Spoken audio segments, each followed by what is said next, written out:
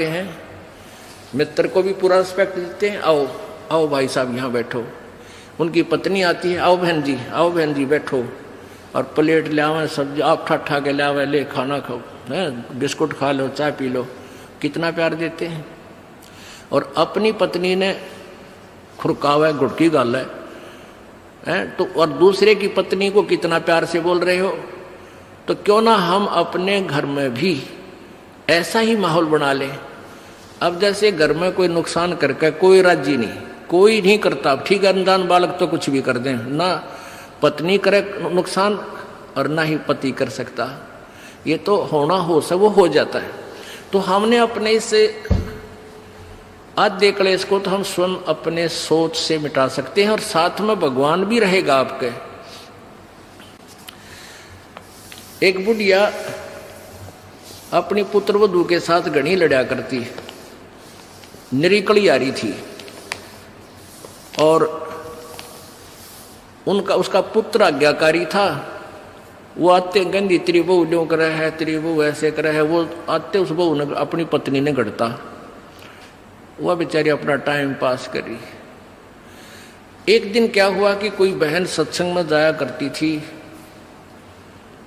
और उस बुढ़िया तो बोली अपनी सहेली तो यानी बुढ़िया वह थी, बुजुर्ग वो थी, कि चल सत्संग में चलेंगे, थोड़ा सारे दिन बहू के लड़े जा है, तेरा भी मन और सा हो जाएगा। तो वह भी चली गई, उन्होंने ज्ञान सुन लिया, अच्छी आत्मा थी, सत्संग का असर हो जाता है। उसने अपना नाम ले लिया, 2-4 सत्संग सुने तो बुढ़िया में बहुत फर्क पड़ गया, परिवर्तन हुआ। एक दिन वो पुत्र वधू उसकी दूध काट के भैंस का 5-6 किलो दूध, और ऐसे ऊपर कड़ियों में एक कड़ा लटे, और ऐसे ऊपर कड़ियों में एक कड़ा, उसमें बाल्टी टांग दिया करते बिल्ली कुत्ते से बचाव के लिए दूध की। तो उसने वो प्रतिदिन टांगती थी, ऐसे ऊंचे हाथ करके नो टांगना होता था। तो वह दूध काट के ले आई पुत्र वधू, और उधर से वो उसका ध्यान दूसरी साइड हो गया, और वो नो करके एक बार तो नो कर लिया, अभ्यास सा था उसका बड़ा, नो करके नो किया, वो उल्टी साइड तो लग गया, और वो टंग्या को नहीं, उसने सोचा टंग्या छोड़ दिया, वो छोड़ते बाल्टी नीचे गिर गई, सारे फर्श पे दूध फैल गया। अब वह पुत्र वधू उस एटम बम का नहीं देखा बुढ़िया की तरफ, अगिया बेरानी के सुनावेगी। तो अब बुढ़िया बोली, बेटी कोई बात ना, आज ये हमारे बाग में ना था, इसने ठा ले, इसको ऊपर ऊपर से साफ करके और भैंस के चारे में डाल दे, कोई बात ना, ये तो अपने बाग में ना था बेटी। अब पुत्र बुद्धू सुन होगी कि आज इस तोब में तो गोले ना निकले, यद बहुत मीठी बाणी बोली, ये कौन सा स्टेशन पकड़ गई बुढ़ी आज या। तो उसने आके अपनी सास के चरणों में शीश रख दिया और कहने लगी, माता जी मेरे से भूल से होगी, मैंने जान के नहीं। अब बेटी मुझे पता है, ये तो होना था, दूध तो जाए लिया, ये लड़ाई शेष थी, ना दूध आवे बेटी, चाहे मैं लड़ लूं चाहे ना लड़ लूं। बुढ़िया ने उस पुत्र वधू ने सोचा, या तो बोल रहा था ठीक से, कदे वैसे कह रही हो, पहले तो उसने नहीं सोचा था कहीं या वैसे ही कह रही है छो में, और फिर उसने नहीं सोचा भी पक्का मेरा बुढ़िया का जब पटेगा इसका बेटा आवेगा सामने। अब सामने वो लड़का आया, बुढ़िया ने कोई जिक्र नहीं किया, कत्ती भी क्या का भी, वो खाना खा के अपने जाके पड़ के सो गया, कोई जिक्र नहीं किया।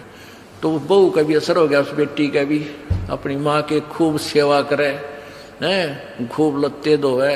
यानी पहले तो वो अकड़ी रही थी दोनों, दो बुढ़िया सुनावा, बहू ना बोला तो वो काली जरूर मारने थी, पोंगी तेरे पूड़े।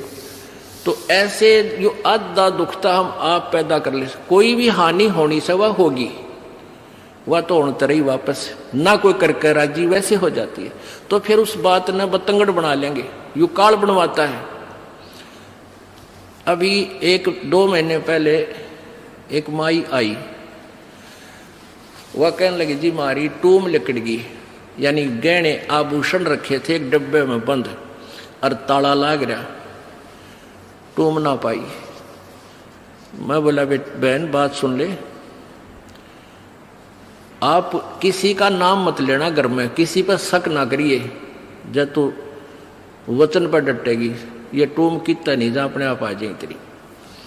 नो बोले जी आपकी आज्ञा का पालन करूंगा। बेटिया तो खाम का, मैंने इस दृष्टिकोण से कहा था इस दास ने कि वो जात ली, वो तो जो चोरी होनी थी वो ली। अब यो एक दूसरे पर शक करके दुश्मन और बन जाएंगी, एक कड़ा और काल शुरू करवा देगा। लेकिन उस बेबे ने इस दास के वचन का पालन किया। नो बोले जी कत्ती जक्र नहीं किया, और उस पुत्र बद्ध से भी कह दिया बेटी कोई बात ना, महाराज जी का आदेश है, किसी पर शक नहीं करना है, ना किसी का नाम लेना, मारी होंगी तो आ जाएंगे। अब 2 महीने पहले 3 महीने पहले की बात थी। अब चौथा दिन 5वां दिन उस दिन आई वह पुत्र वधू और वह पत्नी वह बहन। न्यो बोले जी वह न्यो की न्यो पागी टूम 2 तालियां के भीतर, और इस बउआ का हाथ लगी या भाजी आई कि माँ देख टूम न्यो की नो दरी इसमें, और वो डब्बा न्यो का नो उन तालियां के भीतर है। कल बताओ रो चौथा 5वां दिन आकर। तो पुण्यात्माओं इस युग काल चाव है कि इनके रोज जूत बाजे, किसी भी कारण से पिता पुत्र की, भाई बहन की, और आपस में पति पत्नी की, सास बहू की, इन्होंने तो फिर आपस में फिर समाज की। इसने ये चाहता है कि भक्ति तो दूर हो जाए, भगवान का नहीं सोचा, नहीं अपने ही खड्डे में आप पड़े रहे। और परमात्मा चाहता है ये बच्चे आपसी राग द्वेष छोड़ कर मेरी तरफ ज्यादा ध्यान दे, तब कल्याण होगा। अब क्या बताते हैं, पति मिलन की यानी सतलोक के मालिक कबीर परमात्मा के पाने की आपको विधि बताते हैं। सुन आत्मा चितला के, और सतपुरुष से कर ले सगाई, गुरु बिचौला बना के। आप जी की सगाई करवा दी इस दास ने सत्य पुरुष से सभी की, और सगाई होगी तो ब्याह भी होगा, और ब्याह होगा तो पति के घर भी जावांगे। और जिनका किधर सगाई ना कुछ सलसलाए नहीं है, वो तो कंवारी हैं, तो वो जाएंगी, क्योंकि वो तो यहीं रह जाएंगी, अभी यहीं रहेंगी। हाँ, लेकिन सभी को चाहिए कि अपना इस तरह प्रोसीजर अपनावें, यानी गुरु की शरण में आवे, परमात्मा से संबंध जोड़े, नाता जोड़े।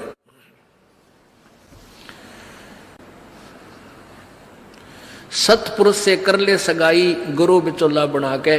फिर सत्संग बान बैठिए लाडो, और दान की मेहंदी रचा के। जैसे बान बिठाया करते हैं, 5-6 दिन बिठाया करते हैं, 6-7 दिन,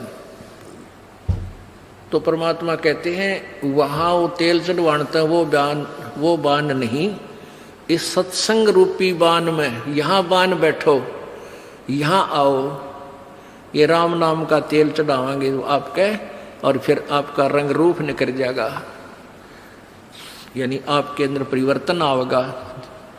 तो क्या कहते हैं, सत्संग बान बैठिए लाडो, और दान की मेहंदी रचा के। ये लाल हाथ करने से कोई लाभ नहीं है, इन हाथों की मेहंदी दान है। 2 पैसे अपनी कमाई में 10वां अंश गुरु को दीजिए, और जीवन जन्म सफल कर लीजिए। और 5 गहने पैर सुहागन, शील, संतोष, विवेक, दया, आधीनी, विनम्रता, और सतनाम की बिंदी लाके, जैसे टिक्की लगाते हैं, कहते हैं तेरा मूल मंत्र ये सतनाम हो, ये सच्चा नाम 2 अक्षर का, जिसमें एक ओम और एक तत् है, ये त्रिबिंदी हो, यानी तेरा ये खास सबसे पहले दिखाई दे कि ये सतनाम उपासी है। आत्मा परमात्मा को जब प्यारा लगेगा तो जब स्वीकार करेगा। और फिर क्या कहते हैं, प्रेम की लाली ला के सुरता क्यों ना पति रिझावे है। ये लाल ओठ करने से कोई लाभ नहीं है, ये तो मूर्खा के काम है। पहले कोई भी ऐसी क्रिया अच्छे घरों की बहन बेटियां नहीं करते थे। इस नकली सी सिनेमा ने, इन टेलीविजनों ने ऐसा भट्ठा बैठा दिया कि सबको एक सत्र पर गली में ला खड़ा किया। गांव घर में ब्याह होता है, पहले कंजरी नाचा करती, हिजड़े नाचा करती, ये वैसाएं नाचा करती थी। अब बहु अच्छे घरों की बहु बेटियां सरेआम गली में डांस करती हैं, ऐसा बूंदा लाल थोपड़ा करके। तो क्या ये अच्छे कर्म है? ये नहीं करना चाहिए। एक सभ्यता से रहना चाहिए, हम इंसान हैं। वो तो एक समाज का जो बिगड़ा हुआ रूप होता था, वो इस तरह की बकवादें किया करते थे।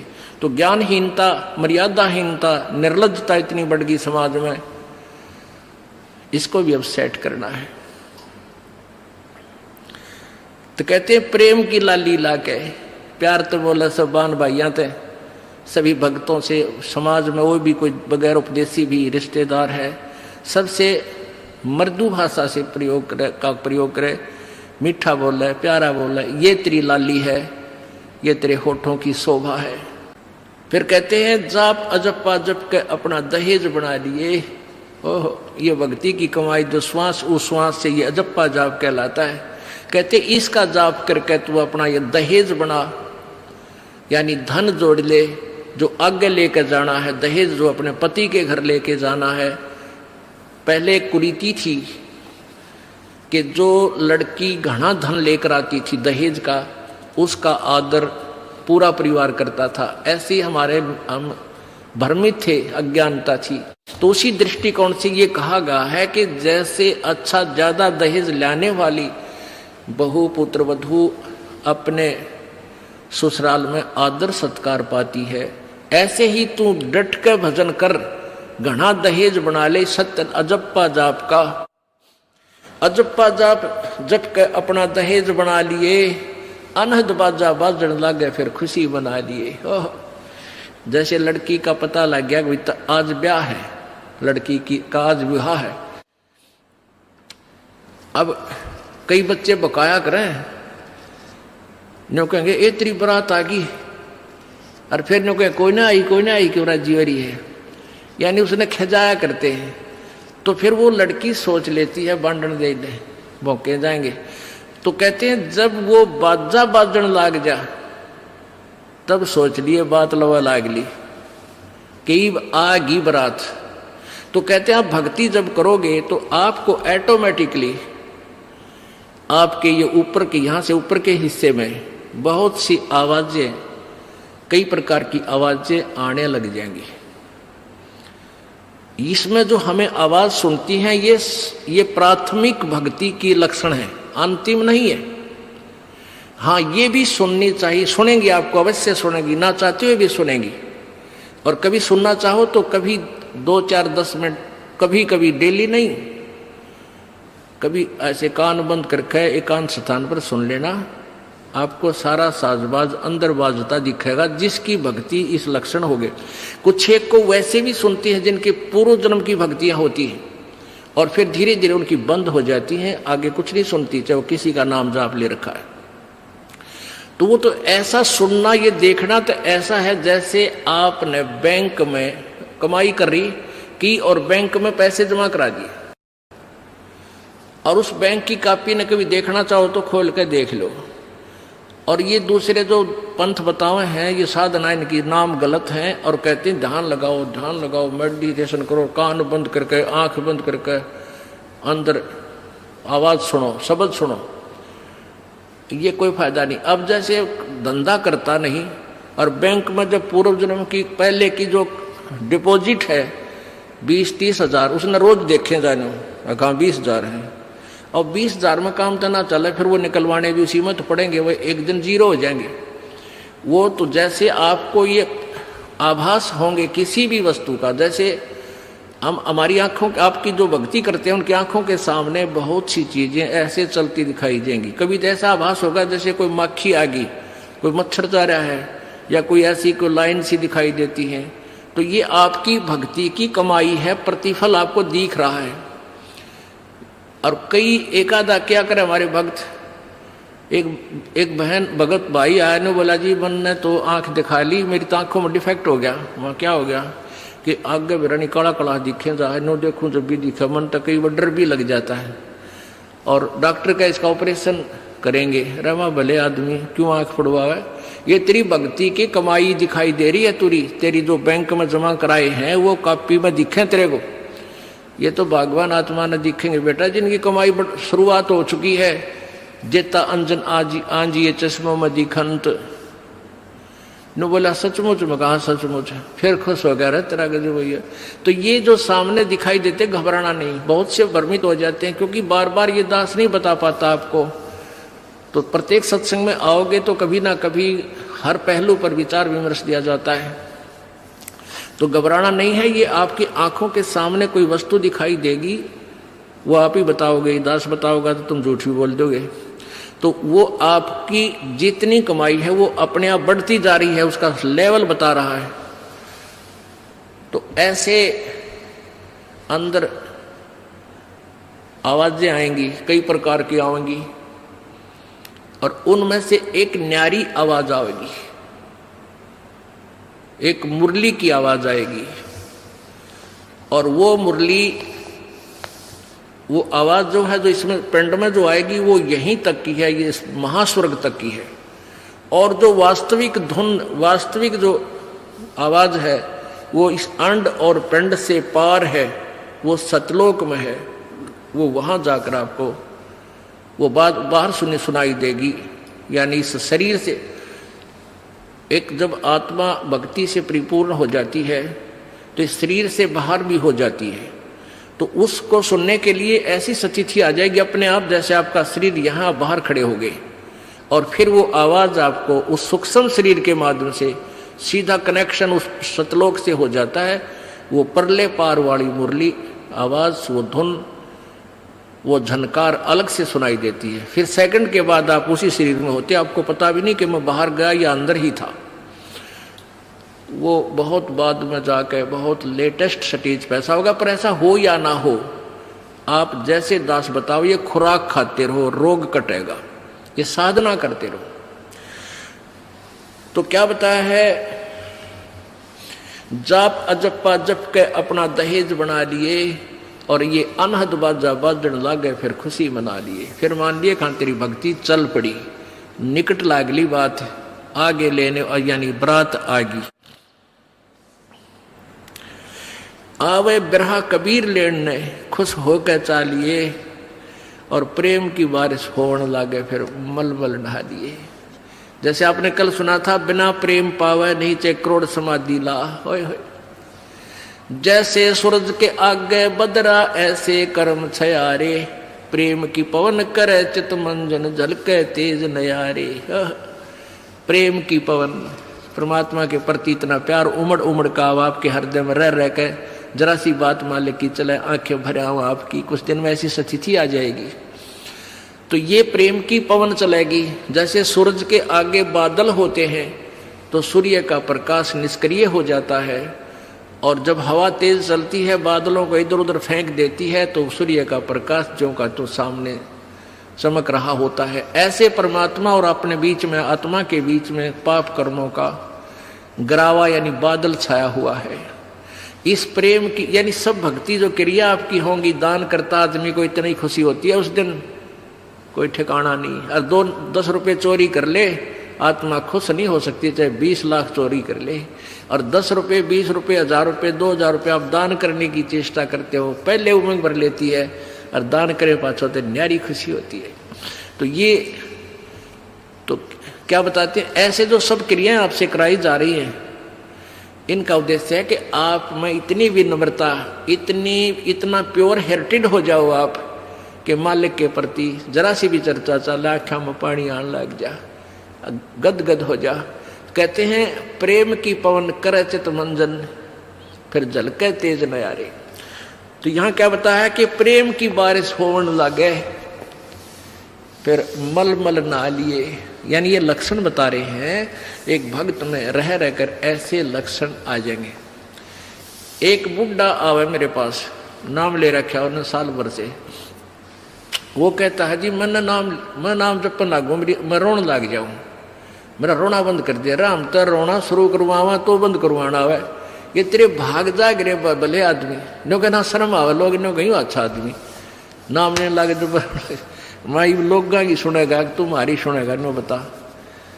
तो इसे ओपन कर्मी प्राणी है, बुढ़ा आदमी 65 साल का होगा, भगवान का नाम मिल गया, पिछले संस्कार से ही होता सारा कुछ।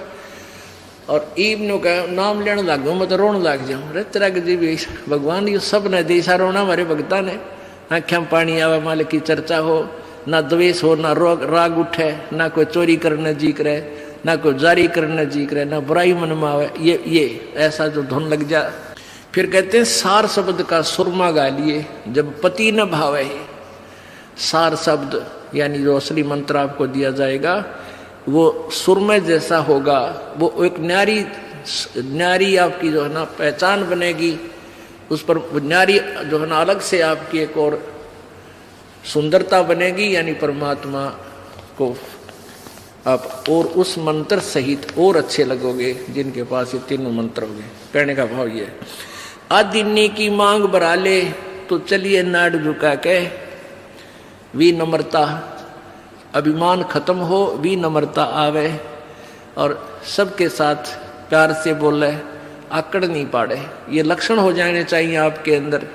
आदिन्नी की मांग बरा ले, ये जो मांग आप सिंदूर डालते हैं ये आदिन्नी तेरी मांग है, और चलिए नाड़ झुका के, यानी नम्रता से रहना, नाड़ झुका के चलना, नम्रता से पेश आना। और संत समागम बरात तेरी तन ले जावेगा ब्याह के। अब ये सत्संग रूपी बारात है, आत्मा को यहीं से श्रृंगारा जाता है, यहीं से इसको तैयार किया जाता है, ज्ञान सुनाया जाता है, तो ये परमात्मा सत्संग में आने वाली आत्मा ही परमात्मा के पास जाएगी, यानी ये बरात वाले ही, बरात ही समझो उस मालिक की है। संत समागम बरात तेरी तन ले जावेगा ब्याह के, सुरत नृत है डोली तेरी। सुरत और नृत ये आत्मा इनके साथ चलेगी, और बैठ सुन शिखर में जाकर, यानी सतलोक में जाकर बैठ लिया। और मकर तार का खेल कांगना अलल ध्यान दचा के। अब कांगना खेलते हैं ना, जैसे यहाँ एक मोटा बांध जा, दूसरा मोटा बांध जा रहे नाड़ा, और कई गांठ ला जाए, फिर नो कहेंगे वो देवर खोल लेगा इसने, कांगना खेल रहेंगे ना खुल जा, उबरण के फंड होया करना, लंबा चौड़ा सिस्टम। तो परमात्मा कहते हैं अब मकर तार का खेल कांगना, छूट ना जा आते हैं, छूट गया वो हार जाएगा। तो उस मकर तार का ऊपर से जब आत्मा यहाँ से चलेगी, परमात्मा कई तरीके से इसको, कहीं किसी स्थान पर किस तरीके से आपने जाना है, तो आप कभी एक आध बार कभी ध्यान वैसे ही कुदरती लग जाता है, बैठ जाते हैं, कभी आंखें खुली है तो भी बंद हो जाती हैं, और कई बार ऐसा होगा कि एक मकड़ी के तार जैसा आपको लंबा स्ट्रेट, बहुत उसका कोई और छोर आप नहीं देख सकोगे, ऐसा तार सा नजर आएगा, उसको मकर तार कहते हैं। उसके साथ लग के आत्मा जैसे मकड़ी उस तार को पकड़कर ऊपर चढ़ जाती है, ऐसे वो मकर तार का आपको दिखाई देगा जब चलेगी यहाँ से आत्मा संसार छोड़ के, तो एक मकर तार का मार्ग आपको मिलेगा, उसके साथ चलना, उसको छोड़ना नहीं, तो उधर नहीं जाना, नहीं तो मार खा जाएगी। तो ऐसे ही वो कांगड़ा खेलते हैं, जब दोनों और दाव लगा देते हैं, तू खोल गया तो तू हार गया, हारगी, तो ऐसे अपने अपनी जबरदस्ती से उसको पकड़ लेना है, उस मकर तार के, उस मकर तार को। मकर तार माने मकड़ी का तार। ऐसा एक रास्ते में आपको ये गाइडलाइन होगी कि इसके साथ साथ चल, भ्रमित ना होना। सतलोक जाने के लिए वो कुछ समय, कुछ स्थान तक मकर तार है, उसके बाद फिर परमात्मा का अलग से मार्ग है। सुरत नृत्य है डोली तेरी, बैठ सुन शिखर में जाके, मकर तार का खेल कांगना अल्लल ध्यान दे जाके। ओए होए, एक एक वाणी का आधा हिस्सा भी इतना जबरदस्त भर रखा भगवान ने। अब अलल पंख, अलल ध्यान दचा के, एक अलल पक्षी होता है, उसको अनल भी बोलते हैं। अनल, अनल माने वायु, यानी वो आकाश वायु में ही रहता है, ऊपर नीचे नहीं आता।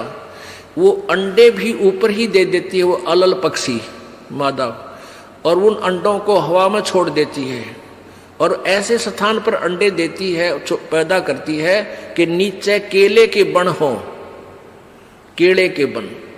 तो केले कैसे फंसे रहा कर, केले के बना बनो आपस में बहुत लंबे लंबे बढ़ जाते हैं।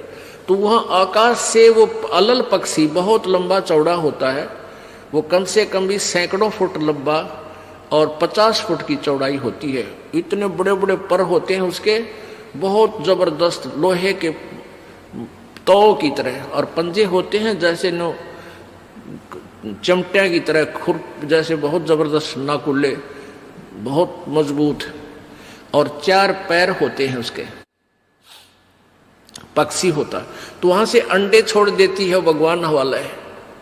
अंडे नीचे आते हैं हवा की घर्षण से, वो परवरिश को यानी वो पक जाते हैं, और केले के अच्छे भारा भारा अंडे होते हैं, वो 2-2 दड़ी के, और ऊपर तो 1-1 दड़ी के, 5-5 किलो के, और ऊपर से आते ही वो केलों के पत्तों पर आकर गिरते हैं। उन केलों को तोड़ते हुए सपीटते नीचे आते हैं। तो केलों पर गिरने से, उन केले पर गिरने से, उन पेड़ों पर, तो उसकी स्पीड कम हो जाती है, और तो केले को तोड़ता हुआ वो आसानी से आकर नीचे पड़ता है, और पड़ के फूट जाता है, उसमें से बच्चा निकल जाता है। वो बच्चा वहां फिर उस वन में घूमता है, फिरता है, चारा चरता है, और फिर कुछ दिनों में वो उड़ने लग जाता है, यानी परिपक्व हो जाता है, वो प्रफुल्लित हो जाता है, और वो उड़ कर देखता है, काफी दूर तक उड़ता है, फिर वापस आ जाता है, 1-2 साल तक वही रहता उस वन में। उन पक्षियों के साथ भी घूमता, अपने मित्रों के साथ जो दूसरे पक्षी होते हैं, अन्य जीव जंतुओं के साथ भी घूमता है, लेकिन उनमें उसकी मित्रता नहीं रहती है, क्योंकि उसको पता होता है कि मेरे माता पिता ऊपर हैं, यहां नहीं है। पुण्यात्मा, ये बहुत ही उत्तम ज्ञान है और छुपा हुआ ज्ञान था, ये तत्व ज्ञान है। इसको समझाने के लिए बहुत से उदाहरण आपके समक्ष पेश करने पड़ते हैं, ताकि आत्मा अपने परमात्मा की तरफ आकर्षित हो जाए। आपने कैसे रहना इस संसार में, ये अलल पक्षी के बच्चों की तरह। अब वो यहाँ आए, यहाँ आसपास उस वन में पक्षी पशुओं के साथ रह रहे हैं, लेकिन उन एक पल भी वहां जाने को नहीं बोलते कि एक बार हम उड़न जोगे हो जावा, उसी दिन भाग जावांगे यहाँ से, हम जवान हो जावें तो उसी समय चल पड़ेंगे। तो जब वो युवा हो जाते हैं और खूब उड़ने योग्य हो जाते हैं, तो चलते समय कहते हैं 5 हाथियों को वो पक्षी, अलल पक्षी ऐसे लटका, क्योंकि उन केड़ों के वन में हाथी के भी झुंड के झुंड होते हैं, वहां होते थे पहले समय में, तब बने ना रहे, तो वहां झुंड के झुंड हाथी होते हैं, नो एक दूसरे के सट कर चाला करें, सैकड़ों की संख्या में, कई झुंड है। तो वो अलल पक्षी उनके ऊपर झपट्टा मारता है, और उसके इतने तेज वो होते हैं 1.5 फुट के पंजे, और उनको ऐसे फंसा लेता है चारों हाथियों को, 4 हाथियों में, 5 और 5वें ने नोक मुंह के साथ, कहते 5 हाथियों को उठाकर वो अलल पक्षी आकाश में चला जाता है अपने माता पिता के पास, और फिर उनका आहार लेकर जाता है, वो आहार उससे उनसे करते हैं। तो अब आप यहाँ आए हो, अलल पक्षी की तरह ध्यान रहे। एक पल भी वो पक्षी का बच्चा अपने माता पिता को नहीं बोलता कि मैं यहाँ का नहीं हूँ, मेरे तो ऊपर है माता पिता, और जब मैं यहाँ से जब जाने जोगा हो जाऊंगा 1 मिनट में चल पड़ूंगा। तो आप उस अलल पक्षी के बच्चे की तरह यहाँ अब तैयार हो, अच्छी खुराक खाओ राम नाम की, और मजबूत हो जाओ, और चलते समय इस राम नाम की कमाई लेकर ऊपर चलेंगे। अब कहते हैं अलल ध्यान जचा के वो पक्षी का बच्चा एक पल भी वो यहाँ रह ही नहीं सकता। उसको ये पता होता है, कॉमन सेंस होती है कुदरती, कि मेरे माता पिता वहाँ है, जिस दिन मैं यहाँ से जान योग्य हो जाऊंगा एक पल नहीं रहूँ यहाँ पर। तो ऐसे आपने ये हर दिन उस सतलोक में जाने का अलल पक्षी की तरह यू ध्यान लगा के वो जचा के रखनी है, इसको भूल नहीं पड़ने देना। मकर तार का खेल कांगना अलल ध्यान जचा के, और बैठ विश्वास सेज बिछा के, जो शब्द छैल आवे है। पुण्यात्मा कहे कबीर सुनो भी साधो, मैं तो हूं विश्वास में। जो क्रिया जो साधना आपको बताई जाती है, वो साधना वो है जो सब सदग्रंथों में प्रमाणित है, और वो हैं जिन महापुरुषों ने परमात्मा पाया, उन्होंने भी यही क्रियाएं की। तो आप एक विश्वास रूपी सेज पे, जैसे दुल्हन होती है अपने पति के इंतजार में वो बैठ जाती है, तो ऐसे ही कहते तू अपना विश्वास रूपी सेज बिछा के इंतजार कर उस परम पिता के आने की। विश्वास तेरी सेज है, यानी तेरा विश्वास है तो मालिक आवेगा, और विश्वास नहीं है तू ही वहां से चला गया कि तो फिर पति कहां मिलेगा। कहने का भाव ये है कि डगमग नहीं होना है, अपना विश्वास दृढ़ रखना। जो बताया गया ये विधि और यही भक्ति आपको परमात्मा मिलाएगी। यानी शब्द छैल का अर्थ है वो अविनाशी परमात्मा, शब्द अर्थ अविनाशी को कहते हैं। अविनाशी परमेश्वर तेरा पति तुझे वहां लेने आएगा और इस प्रकार हम परमात्मा पाएंगे। बोलो सतगुरुदेव। परम पिता परमेश्वर सर्वसृष्टि रजनहार कुल मालिक कबीर देव कबीर साहब अल्लाहु अकबर, ये वो समर्थ परमेश्वर हैं जो इस प्राणी को काल के जाल से छुटवा सकते हैं। ये वो समर्थ परमेश्वर हैं जिसके विषय में चारों पवित्र वेद गवाही दे रहे हैं, जिसके गुणगान कर रहे हैं। वो परमात्मा सतलोक से अपने निज धाम से, जहां ये प्रभु रहता है, जहां से बैठकर ये पूरे विश्व को, पूरे ब्रह्मांडों को, असंख्य ब्रह्मांडों को कंट्रोल करता है,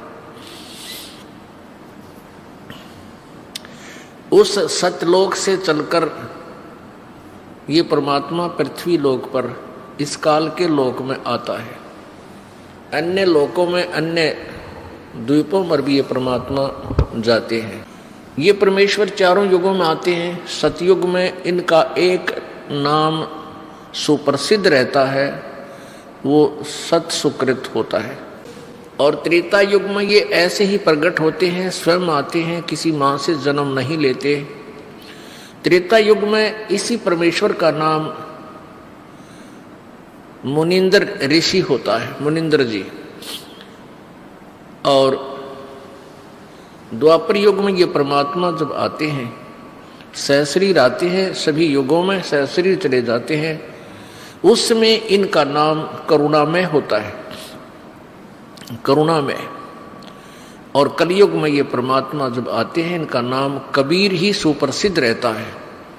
ये वही परमेश्वर हैं जो बनारस में अर्थात काशी शहर में, भारतवर्ष की पवित्र भूमि पर एक जुलाहे की भूमिका की और फिर सहशरीर आए थे, सहशरीर चले गए थे। ये वो परमात्मा है जो जुलाहा नाम से प्रसिद्ध थे, धाणक कबीर, जुलाहा कबीर। और सुप्रसिद्ध कवियों में से भी एक सुप्रसिद्ध कवि की उपाधि भी इन्हें प्राप्त थी। और यही प्रमाण चारों पवित्र वेद देते हैं कि वो परमात्मा अपने सतलोक से चलकर आता है और यहाँ अपनी श्रेष्ठ आत्माओं को मिलता है, प्यारी आत्माओं को, विशेष श्रेष्ठ आत्माओं को, दृढ़ भक्तों को मिलता है, अपने तत्व ज्ञान से परिचित कराता है और वो उनको अपना एक एविडेंट ना रूप में, एक गवाह के रूप में तैयार करता है। फिर वो संत जो परमेश्वर से परिचित हो जाते हैं, परमात्मा का साक्षात्कार कर लेते हैं, अपनी आंखों से उस स्थान को देख लेते हैं जहां परमेश्वर रहते हैं, तो वो संत ढोल के डंके पे उस कबीर परमेश्वर की महिमा का गुणगान करते हैं। उसके विषय में क्या बताते हैं कबीर परमेश्वर जी? चारों युग में संत पुकारे और कूक कहा हम हेल रे, हीरे माणक मोती बरसे ये जग चुगता ढेल रे। परमेश्वर कबीर जी कहते हैं कि चारों युगों में मेरे संतों ने भी मेरी महिमा का गुणगान किया, आवाज लगाई, पुकार पुकार कर ऊंची आवाज में। और परमात्मा कहते हैं हमने भी कूक यानी ऊंची आवाज में खड़े हो होकर कहीं पर भी जन साधारण को इस ज्ञान से परिचित कराया। लेकिन ये भोली आत्माएं अज्ञान में इतनी ओतप्रोत हो जाती हैं, हमारे इस यथार्थ ज्ञान को समझ नहीं पाते। चारों युग में संत पुकारे और कूक कहा हम हेल रे, हीरे माणिक मोती बरस ये जग चुगता ढेल रे।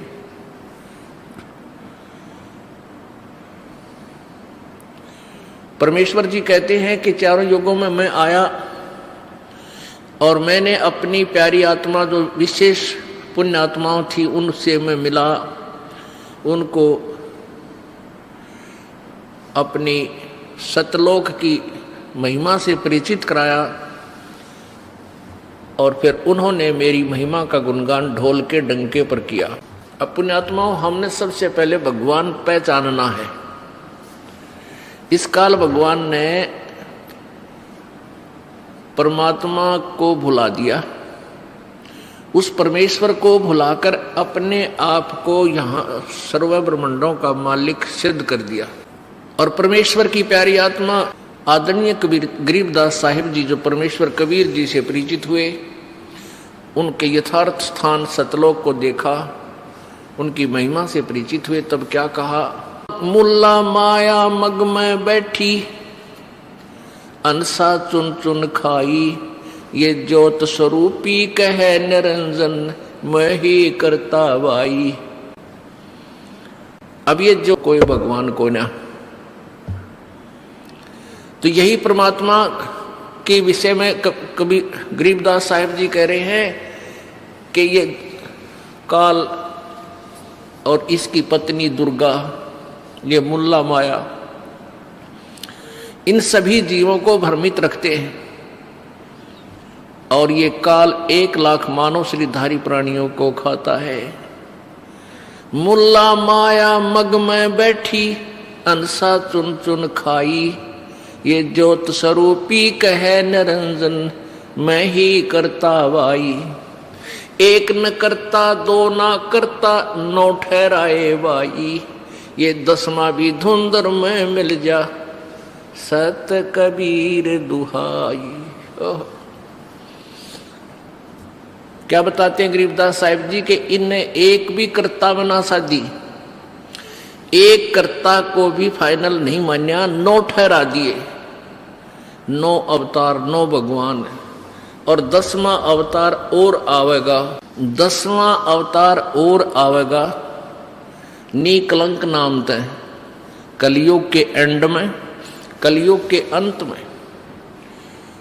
और उसमें ये कृतघ्नी प्राणी हो जाएंगे, सभी भक्ति से दूर होंगे, व्यभिचारी, मांसाहारी और जालिम जुल्म बेहया, कोई शर्म नहीं रहेगी, कोई लाज नहीं रहेगी, सरेआम दुष्कर्म करा करेंगे, बिल खोद करा करेंगे, कच्चा आहार करा करेंगे।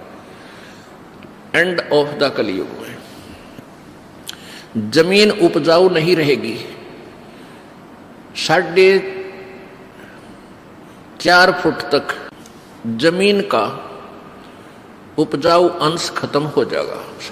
यानी 3 हाथ, लगभग 4.5 फुट तक उपजाऊ अंश जमीन का समाप्त हो जाएगा। कोई भी फलदार वृक्ष नहीं उगेंगे, ना कोई फसल होया करेगी, और वर्षा नहीं होया करेगी। प्रदूषण इतना हो जाएगा कि वर्षा ऐसे होगी जैसे ओस गिरा करे, और सभी प्राणी कच्चा ही गोश्त मांस खाया करेंगे। उसमें लास्ट ऑफ द कलयुग, एंड ऑफ द कलयुग में, कलयुग के अंत में 20 वर्ष की आयु मनुष्य की रह जाएगी, मानव की। और उसमें से 5 खंड बताए हैं सूक्ष्म वेद में, यानी 15 वर्ष की आयु में जन्म भी हो लेगा, जवान भी हो लेगा, और गर्भारी भी हो लेगा, और मृत्यु को भी प्राप्त हो लेगा। 5 वर्ष की लड़की को संतान होनी प्रारंभ हो जाया करेगी और सभी प्राणी बहुत ठगने से हो जाएंगे, 1.5-2 फुट के आसपास इनका कद रह जाओ। उस समय ये कृत घनी प्राणी इतने हो जाएंगे, बहुत घने। उस समय कुछ एक पुण्यात्मा रहेंगी जो तब भी भगवान से डरने वाली होंगी। वो होंगे ऐसे ही मांसाहारी भी होंगे, लेकिन जगह भगवान की अवश्य होगी। वो कौन होंगे? जो अब इस कलयुग में, अब ये भगवान का मार्ग हजारों वर्षों तक चलेगा। जो पुण्यात्मा इस मार्ग पर लगेंगी, भक्ति करेंगी और आजीवन मर्यादा में रहे, वो तो सतलोक चले जाएंगे। और जो जिनके पैर फिसल गए, नहीं पार हो पाए, वो फिर ऐसे इस कलयुग में मनुष्य के जन्म प्राप्त करते रहेंगे। इतने दयालु हैं ये परमात्मा। लेकिन मनुष्य जीवन में कौन सा ये प्राणी सुखी होगा? तो उस समय क्या होगा कि नीकलंक नाम का एक अवतार आवेगा। वो कौन होगा? राजा हरिश्चंद्र की आत्मा होगी। राजा हरिश्चंद्र जी जो सतयुग में एक महान आत्मा सुप्रसिद्ध हुए, ऐसे दानवीर थे, ऐसे धर्मात्मा थे, ऐसे सत्यवादी थे कि उन्होंने अपने वचन के ऊपर राज त्याग दिया था। अपनी पत्नी को भी बेच दिया, अपने आप को भी बेच दिया, अपने सत्य की रक्षा की। जिस कारण से प्रसन्न होकर के प्रभु ने उसको विष्णु लोक में स्थान दे दिया। अब वो विष्णु लोक में है अपने पूर्व जन्म के पुण्यों के कारण। और जब वहां से इस पुण्यात्मा को 10वां अवतार बनाकर यू काल भेजेगा। यो गीता जी में कहता है कि मैं अपने अंश अवतार रचता हूं और फिर उनमें प्रवेश करके सारा काम करता हूं। इसलिए गीता जी अध्याय नंबर 4 के श्लोक नंबर 5 और 9 में कहा कि अर्जुन, तेरे और मेरे बहुत जन्म हो चुके हैं, तू नहीं जानता, मैं जानता हूं। फिर कहता है 9वें श्लोक में कि मेरे जन्म और कर्म अलौकिक हैं। अब कर्म कैसे अलौकिक हैं? श्री कृष्ण में प्रवेश करके महाभारत करवा दी, युद्ध करवाया। ओहो, परशुराम का जन्म दिया, परशुराम में प्रवेश करके क्षत्रियों को मार डाला और पाप परशुराम का रख दिए सारे। ऐसे ही राजा हरिश्चंद्र जी को नीकलंक नाम से संभल नगरी में विष्णुदत्त शर्मा के घर पे इसका जन्म होगा 10वें अवतार का। 10वां अवतार जो होगा संभल नगरी में, और विष्णुदत्त शर्मा नाम का एक ब्राह्मण होगा, उसके घर पे जन्म होगा। और वो विशेष अलग से ही वैरायटी का बालक होगा। उसका उन अन्य से तगड़ा शरीर होगा, क्योंकि वो स्पेशल भेज रखा होता है तो। और उसकी लंबी तलवार होगी। इन कृतघ्नी प्राणियों को ऐसे काटेगा न, जैसे या करेन गेहूं काटा करे, ऐसे काटेगा न, बुरी तरह इनको खत्म करेगा। फिर क्या होगा? उन प्राणियों को बख्शा जाएगा जो उस समय भी भगवान से डरने वाले होंगे। इतना प्रदूषण उस समय क्या होगा? फिर परमात्मा अपनी मेहर से, पुण्यात्मा, एक तो परमात्मा ने विधान बना कर छोड़ दिया, तो विधान जो भगवान ने बनाया है उसके ऊपर ये साइंटिस्ट अपना अनुभव करके थोड़ी रिसर्च कर लेते हैं और फिर वो भगवान को रिजेक्ट करना प्रारंभ कर देते हैं। ये इनकी महाभूल है। अब पीछे कई वर्षों से रट्टा लगा रखा था कि प्रदूषण इतना बढ़ गया, ग्लेशियन खत्म होगी, बर्फ नहीं पड़ेगी। अरीब का इतनी बर्फ गिर दी बिना गिनती की। वो न्यो का न्यो प्रदूषण है, न्यो का न्यो सारा सौदा है, डूंडा उठा दिया। तो भगवान की अपनी विटो पावर न्यारी है। तो क्या होगा? कलयुग के एंड में इन सभी को नाश करेगा, ऐसी दुष्ट आत्माओं को काटा जाएगा। खत्म करेगा। उसके बाद जो पुण्य उस समय थोड़ी बहुत आस्था भगवान की जिनमें होगी वो शेष बचेंगे। फिर बहुत जबरदस्त वर्षा होगी और वो पहले वर्षा प्रारंभ होगी बहुत ज्यादा, वो व्यक्ति वहां से खिसक जाएंगे, मैदानी स्थान छोड़कर पहाड़ों पर चले जाएंगे। बहुत सैकड़ों फुट पानी पूरी पृथ्वी पर हो जाएगा और फिर बहुत समय तक ये पानी धीरे धीरे ये जल सूखना शुरू होगा और जो जमीन का अनउपजाऊ अंश था वो जल के कारण ऊपर आ जाएगा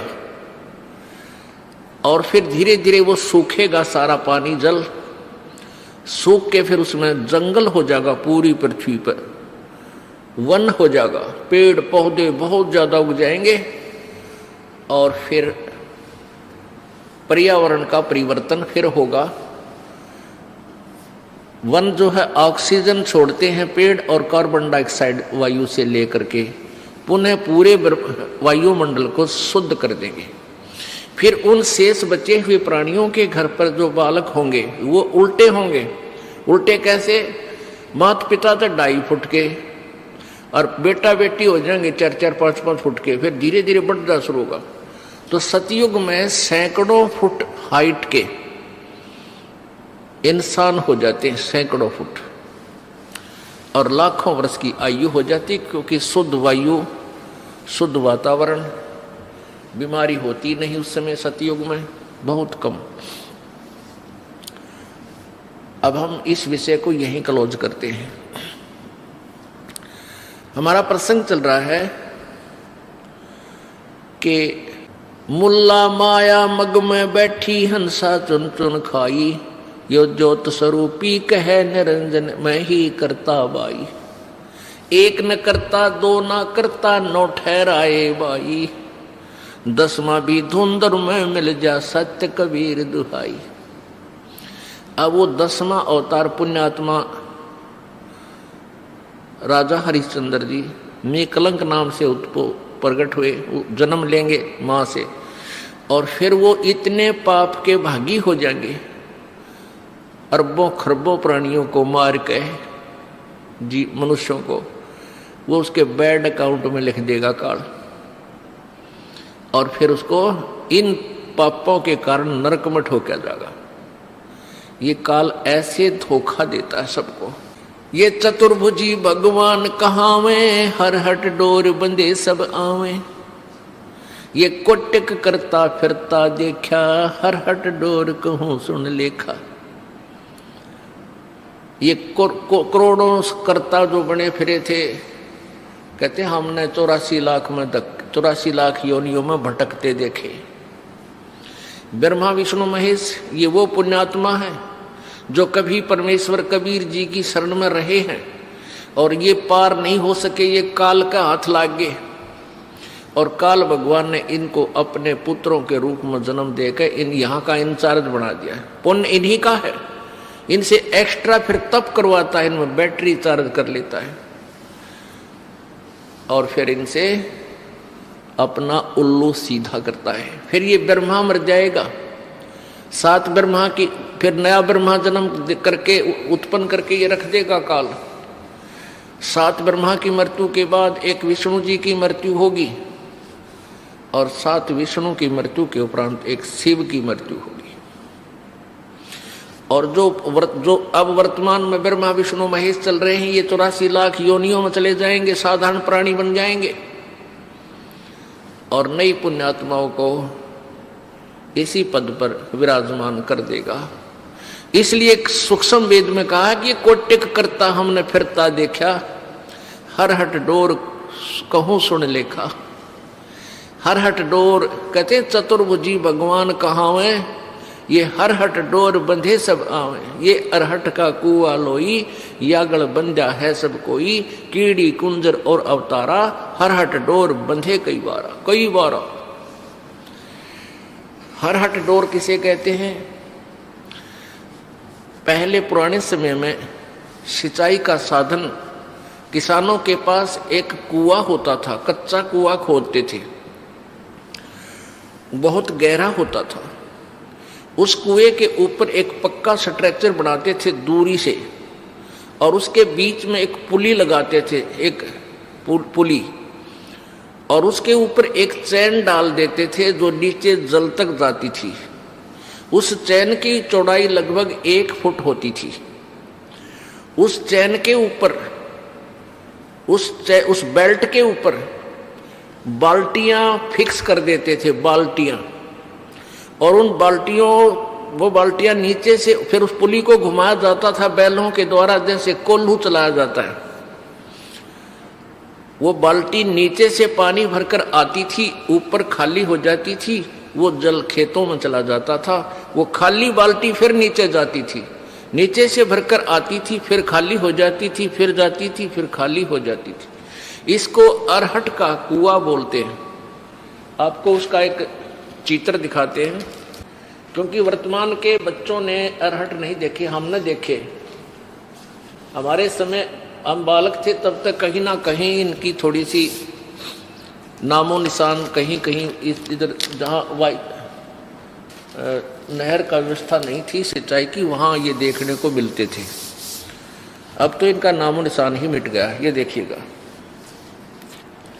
ये अरहट का कुआं लोई, ये देखिएगा अरहट, रहट, देसी भाषा में रहट कहा करते हैं, वैसे हरहट भी बोलते हैं। ये अरहट है, यो अरहट का कुआं लोई, या गलबंजा है सब कोई, ये कीड़ी कुंजर और अवतारा, हरहट डोर बंधे कई पारा। ये कुआं है एक, ये कुआं है, ये कुआं है, ये वाला, ये वाला। इसकी साइड एलिवेशन दिखा रखी है, तो सोच लो 20 से काट के। और ये है एक पुली, ये व्हील सा होता था, इसके ऊपर ये चैन लटक रही है, ये वाली, और इसके ये बाल्टियां फिक्स कर रखी हैं। और ये ऐसे चलता था, तो ये यहां से पानी भरकर, ये पानी से भरकर ऊपर आती है और यहां खाली हो जाती है। यहां से ये जल खेतों में चला जाता है, और ये फिर ऐसे आ जाती हैं, फिर यहां से भरकर फिर आती हैं, फिर खाली हो जाती हैं, फिर आती हैं, फिर खाली हो जाती है। ये चक्कर चलता रहता है। ये जन्म मृत्यु का चक्कर बता रहे हैं परमात्मा कि ये अरहट का कुआं लोई, या गलबंजा है सब कोई। कीड़ी यानी चींटी, और कुंजर माने हाथी। कीड़ी कुंजर, और ये अवतारा, ये ब्रह्मा विष्णु महेश जैसे, और इनके आगे अंश अवतार राम कृष्ण जैसे। कीड़ी कुंजर और अवतारा, हरहट डोर बंधे कई बारा, कई बार मर लिए जन्म लिए ये थारे भगवान। ये चतुर्भुजी भगवान कहावे, हरहट डोर बंधे सब आवे। ये कोटिक करता फिरता देखा, हरहट डोर कहो कहूं सुन लेखा। अब यह फिर समस्या आ जाती है कि ब्रह्मा विष्णु महेश भी मरते हैं। ओहो पुण्यात्माओं, परमात्मा कबीर जी और तथा उनसे परिचित महापुरुषों ने पहले ही ये ज्ञान ठोक कर कहा है, लेकिन उनकी उस अमृतवाणी को इन चतुर प्राणियों ने, इन नकली संतों, ऋषियों और महर्षियों और गुरुओं ने, मंडलेश्वरों ने रिजेक्ट करवा रखा था हमारे से, ये कहकर के कबीर अनपढ़ था, अशिक्षित था। और ये सभी संत अशिक्षित हैं, अशिक्षित थे, अक्षर ज्ञान नहीं था, इसलिए ये वेदों और गीता के बारे में, पुराणों के विषय में नहीं जानते। ये झूठ बोलते हैं, ये गलत कहते हैं कि ब्रह्मा विष्णु महेश नासवान है। हाय हाय, तो उस समय तो नकलियों का दाव लग गया। अब सर्व मानव समाज शिक्षित है, वही सदग्रंथ जिनके विषय में परमेश्वर पहले बताया करते थे आज हमारे पास उपलब्ध है, और वो इन्हीं नकलियों द्वारा अनुवादित भी हैं। चलो संस्कृत में होते शायद हमारे ना भी सूतमा हो, ये आप अनुवाद भी करके और फिर भी इनकी बुद्धि ने काम ना किया। कहते हैं सतगुरु बिन काहू न पाया ज्ञाना, जो थोथा बुछड़े किसाना, गुरु बिन वेद पढ़े जो प्राणी, और समझे न सार रहे अज्ञानी। ये सारे अज्ञानी थे जिन्होंने आज तक हमें ये नहीं बताया कि ब्रह्मा विष्णु महेश नासवान है, इनका जन्म मृत्यु होता है, इनके माता पिता भी हैं। तो ये सारे मंडलेश्वर अज्ञानी थे, यानी पुराण ज्ञानहीन भी थे, वे वेद ज्ञानहीन भी थे, गीता जी ज्ञान भी वो नहीं जानते थे, गीता जी को भी नहीं समझ सके। वो अज्ञानी हमें मूर्ख बना गए। पुण्यात्मा, इस दास को इन सदग्रंथों की, वेदों की, पुराणों की, गीता जी की कोई आवश्यकता नहीं थी। आवश्यकता का तात्पर्य ये नहीं है कि ये रिजेक्टेड है, नहीं। इनमें वर्णित ज्ञान हमारे परमेश्वर ने हमारी सिंपल लैंग्वेज में, साधारण भाषा में लिख रखा था, और जिसका हमें पूर्ण विश्वास था, है और रहेगा कि हमारे परमेश्वर ने और हम उनसे संबंधित जिन संतों ने जो भी बात कही है वो सारी सच्ची है, और वेदों और पुराणों की वाली ही है। जिनसे जो वेदों और पुराणों में ज्ञान नहीं है वो भी परमेश्वर कबीर जी की वाणी और उनके